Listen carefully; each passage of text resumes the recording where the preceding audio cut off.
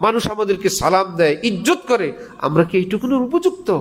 জুতা ঝাড়ুর উপযুক্ত? এত নাজ নেয়ামত খাওয়ার পর এত বড় রহমান রহিমকে এভাবে ভুলে থাকা। ইয়া আইয়ুহাল ইনসান মা গাররাকা বিরব্বিকাল কারীম, হে মানুষ, তোমার রব্বে কারীম থেকে কে তোমাকে ধোঁকা দিয়ে নিয়ে গেল?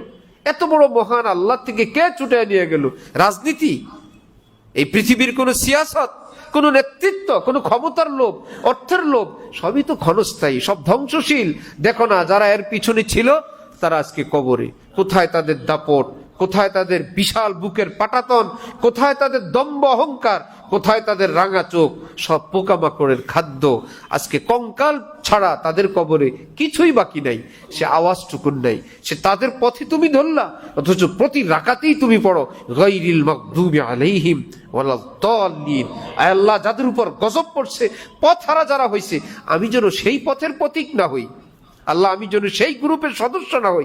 গায়রিল মাগদুবি আলাইহিম ওয়ালাদ-দাল্লিন। এর আগেই বলো ইহদিনাস সিরাতাল মুস্তাকিম সিরাতাল্লাযীনা আনআমতা আলাইহিম। আল্লাহ, আমি সিরাত মুস্তাকিম চাই, আপনার নবীর পথ চাই, নবীর নায়েব ওলামাদের পথ চাই। আল্লাহ, আমাদেরকে আলেমদের সাথে রাখেন। প্রতি রাকাতে বলো আলেমদের সাথে রাখেন, প্রতি রাকাতে বলো আল্লাহ জালিমদের সাথে রাখেন না, অথচ জীবন জালিমের সঙ্গে।